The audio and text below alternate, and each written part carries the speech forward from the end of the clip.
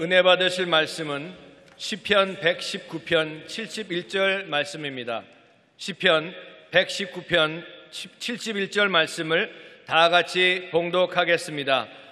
고난당한 것이 내게 유익이라. 이로 말미암아 내가 주의 율례들을 배우게 되었나이다. 아멘. 고난은 잠든 자를 깨운다. 나보고 하는 말 같습니다.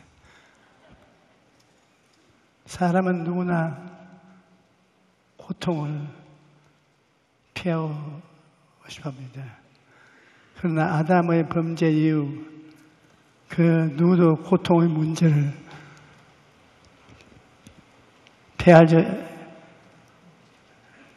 피하여 갈 수가 없습니다. 그렇다면 왜 인생이 고난으로 가도록 하였습니까? 고통의 근본적인 원인이 있습니다.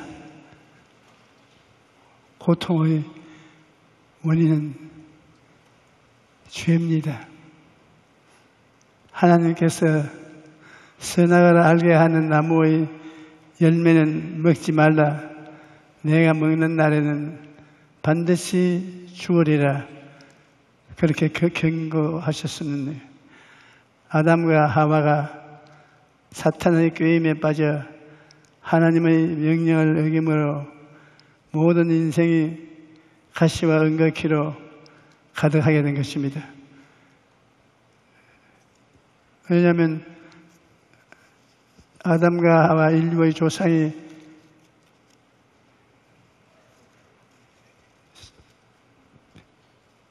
가시와 열매를 맺는 것을 먹음으로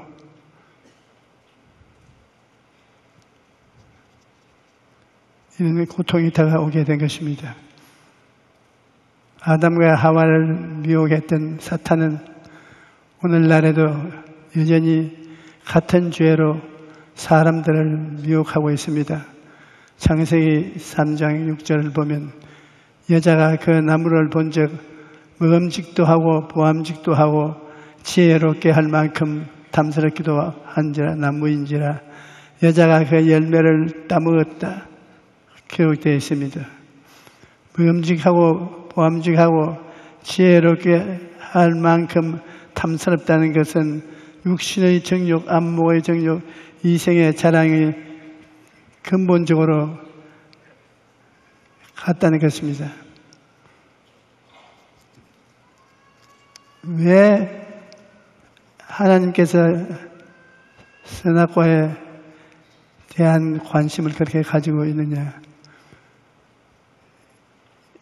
아담과 하와가 선악과를 따먹고 하나님과 같은 지혜와 총명을 하게 되면 하나님과 시합을 하게 되는 것입니다. 하나님은 좋다 하면 아담은 안 좋습니다. 하와가 참 이쁘다. 하나님은 이쁘지 않다. 이런 경쟁이 생기게 됩니다. 그러면 하늘나라는 두 쪽, 세 쪽이 되고 맙니다. 그렇기 때문에 절대로 결코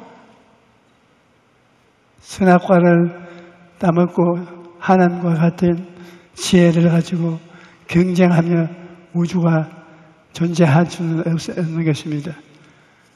그렇기 때문에 하나님이 되시려면 이 선악과를 따먹지 말아야 되는데 사탄은 하나님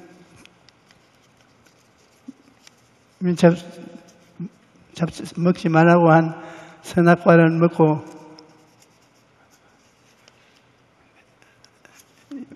인생을 망치려고 하는 것입니다. 계속되는 사탄의 미혹이 이 세상에 계속합니다. 요한 1서 2장 16절은 이것을 분명히 말해줍니다. 이는 세상에 있는 모든 것이 육신의 정욕과 안목의 정욕과 이생의 자랑이라는 것입니다. 아버지께로 나온 것이 아니요 세상으로부터 온 것이라고 말하고 있는 것입니다. 사탄은 오늘날에도 이러한 죄를 통해 사람들을 미혹하고 있습니다. 고난의 원인은 정욕에 따라서 있습니다. 육신의 정욕이 있기 때문에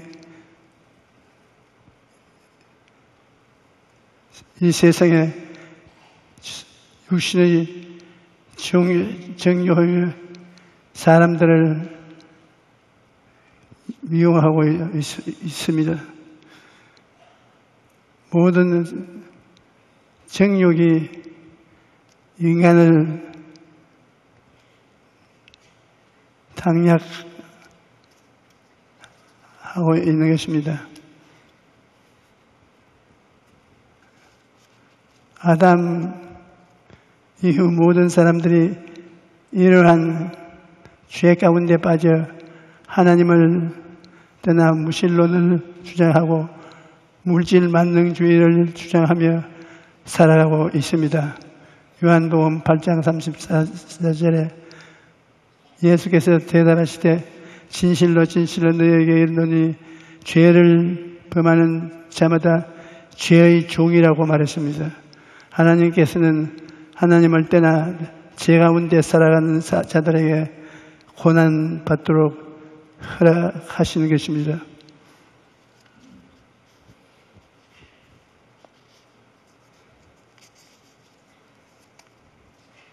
아담 이후 모든 사람들이 이러한 죄를 가운데 빠져 하나님을 떠나 무신론을 주장하고 물질 만능주의를 주장하며 살아가고 있는 것입니다.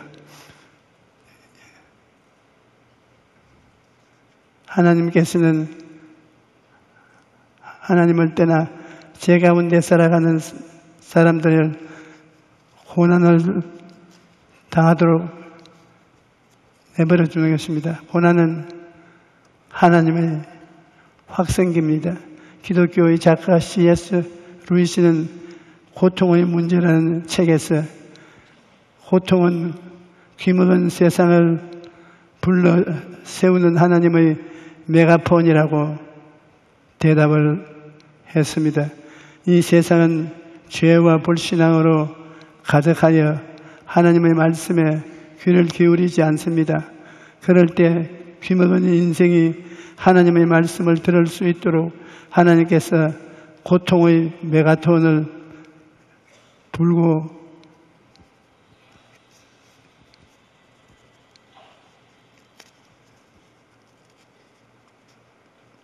고통을 당하도록 허락해 준 것입니다.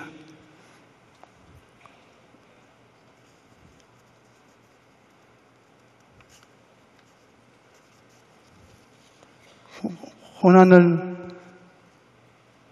당해야 사람들은 돌이키는 것입니다. 사람은 고난을 당해야 돌이켜 회개했다 씁니다. 성경에 보면 두 아들을 가진 아버지가 아들 둘째가 달라는 재산을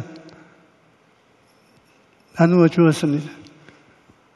그가 아버지 재산을 먼 나라에 가서 방탕히 다 쓰고 돼지 소로 들어가서 돼지 열매를 먹어도 없는 처지에 채 고통에 굶어 죽을 지경이 되니까 그는 회개했습니다. 내가 아들을 일컬어드리라고 아버지에게 빈손 들고 가니 아버지께서 날 도와주시옵소서 하고 돌아왔는데 고난이 선생이었습니다. 고난을 당했으므로 이 사람이 회개할 수가 있는 것입니다. 저희가 어릴 때 시골에서 자라는 노인들이 이야기할 때 음막에 불이 나거나 집에 불이 나면 빨리 가서 그 밥그릇인 소의 밥그릇, 짐승의 발그릇을 뒤에 엎어야 된다는 것입니다. 밥그릇을 바로 세워놓고 짐승이 따라 나오지 않는 것입니다. 소에 대한 재미있는 이야기가 있습니다. 집에 불이 나서 외양간에 소를 끌어내리고 하면 불빛을 무서워하는 소는 도무지 나오려고 하지 아니하는 것입니다. 그때 예물통을 엎쳐버리면 고분고분 따라 나오는 것입니다. 소도 자기의 장래가 예물통에 달려있다는 것을 알기 때문인 것입니다. 예물통 덮어버리면 굶어 죽지 않습니까? 그러면 예물통을 따라가지요. 우리 사람들도 그렇습니다. 사람들도 어려움을 당하면 어려움을 당한 그것을 따라서 나갑니다. 먹을 것이 있는 것을 우리는 따라 나가죠. 먹을 것이 있는데 버리는 사람 없습니다. 새로운 인생은 예수님을 믿으면 죽은 영이 살아납니다. 예수께서 대답하여 진실로 진실로 내게 이르노니 사람이 물과 성령으로 거듭나지 아니하면 하나님의 나라에 들어갈 수 없나니라. 육으로 난 것은 육이요 영으로 난 것은 영이니라. 중생한다는 것은 바로 거기에 있는 것입니다. 하나님께서는 살아난 영혼을 성전 삼고 거하시는 것입니다. 중생한 사람은 하나님의 영을 모신 사람이고요. 하나님이 주시는 모든 지식을 받아들이게 됩니다.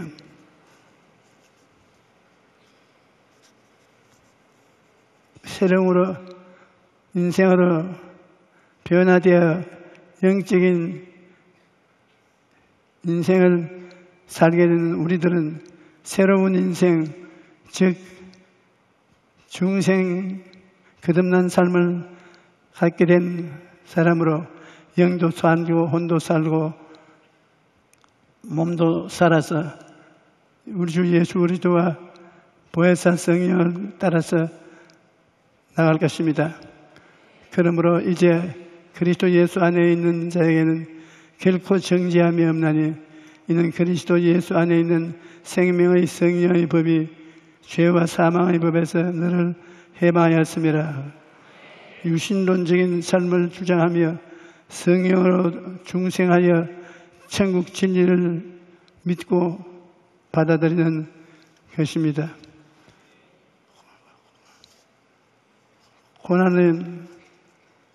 고난당하는 사람을 깨우치게 합니다. 인생의 수많은 고난을 통해 하나님의 인생길을 따라 회개 기도를 하게 됩니다. 아이의 마음에는 미련한 것이 얽혔으나 회개하는 채찍이 이를 멀리 쫓아낸다고 말하고 있습니다. 사랑하는 자를 징계하는 것은 우리가 잘 아는 바인 것입니다. 옛날에는 자녀들이 잘못을 하면 종아리를 걷게 하고 회초리를 징계를 했습니다. 부모가 이렇게 자녀를 징계하는 것은 자녀를 사랑하기 때문입니다. 히브리서 12장 8절은 징계는 다 받는 것이거늘 너희에게 없으면 사생자요 친아들이 아니라고 말씀합니다. 하나님께서 우리를 징계하시는 것도 우리를 그의 친자녀로 여기시고 우리를 사랑하시기 때문에 징계를 하는 것입니다. 이러므로 우리의 유익을 위한 것입니다. 성경은 징계의 유익을 이렇게 말합니다. 오직 하나님은 우리의 유익을 위하여 그의 거룩하신 참여하게 하시느니라. 무릇 징계가 당시에는 즐거워 보이지 않고 슬퍼 보이나 후에 그로 말미암아 연단을 받고 난 자는 의와 평강의 열매를 맺는다 말씀하고 계신 것입니다. 고난당할 때 우리가 회개를 하면 하나님이 돌봐주는 것입니다. 호세아 선지가 말하기를 오라 우리가 야훼께로 돌아가자. 야훼께서 우리를 찢으셨으나 도로 낫게 하실 것이요 우리를 치셨으나 싸매어 주실 것임이라. 이사야도 악인은 그의 길을 불의한 자는 그의 생각을 버리고 야훼께로 돌아오라. 그리하면 그가 긍휼히 여기시리라. 우리 하나님께로 나아오라다. 그가 너그럽게 용서하시리라. 그러므로 우리가 징계를 당하는 것은 변화를 받기 위한 것입니다.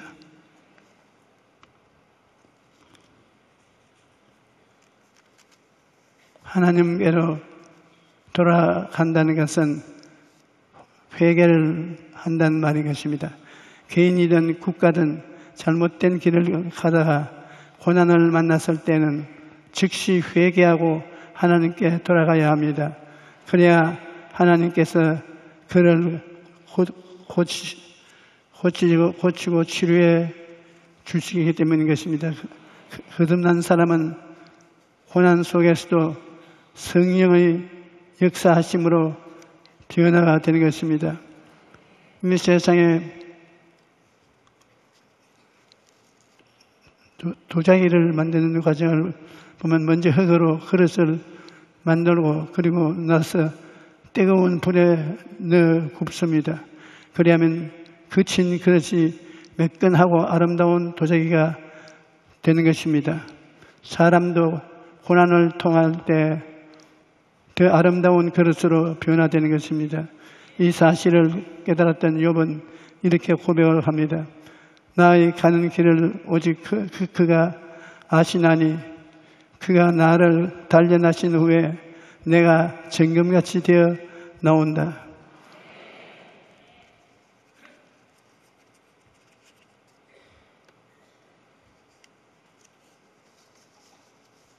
대나무가 바람이 불어도 쉽게 쓰러지지 않는 것은 중간에 마디가 있기 때문인 것입니다. 현재 세계에서 가장 높은 빌딩인 162층인데 이 빌딩도 30층마다 대나무의 마디 역할을 하는 구조물을 넣었기 때문에 바람을 견딜 수가 있다고 말합니다. 그런데 대나무는 마디가 생기는 동안 성장을 멈춥니다. 겉보기에는 성장이 멈춘 것 같지만 실상은 마디를 속으로 만들고 있다는 것을 알아야 됩니다. 우리 인생도 갖가지 장애물을 만나나 마치 성장이 멈춘 것 같을 때가 있습니다. 시험에 떨어지고 사업에 실패하고 더 이상 앞으로 나가지 못할 때가 있는 것입니다. 하지만 그때가 바로 인생의 마디가 생기는 시간이지 버림받는 것은 아닙니다.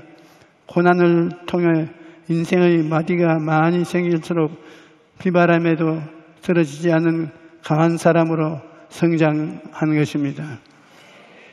정신의학자 폴 투르니에는 슬픔이 크면 클수록 슬픔이 만들어내는 창조적인 에너지는 더 크다고 말했습니다.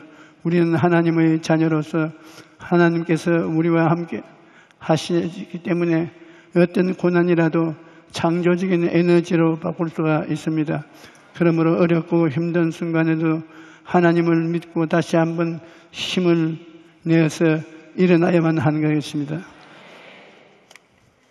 성도들의 삶에는 다 가슴 아픈 죄악이 있습니다.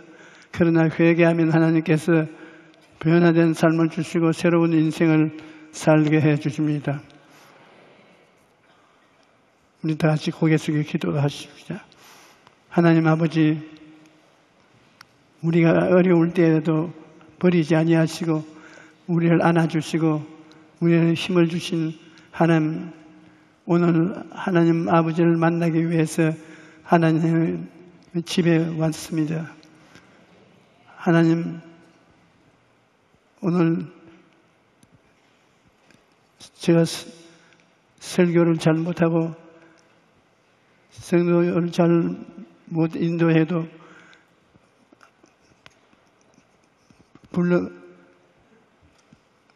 불쌍하게 있는 게 주심을 감사합니다. 하나님 아버지시여, 이제 성찬에 들어가겠으니 우리가 이 성찬을 통해서 예수 그리스도 속에 들어가고 예수 그리스도가 우리 속에 들어가서 위대한 하나님의 은총을 의지하여 살게 도와주시옵기를 간절히 기도합니다.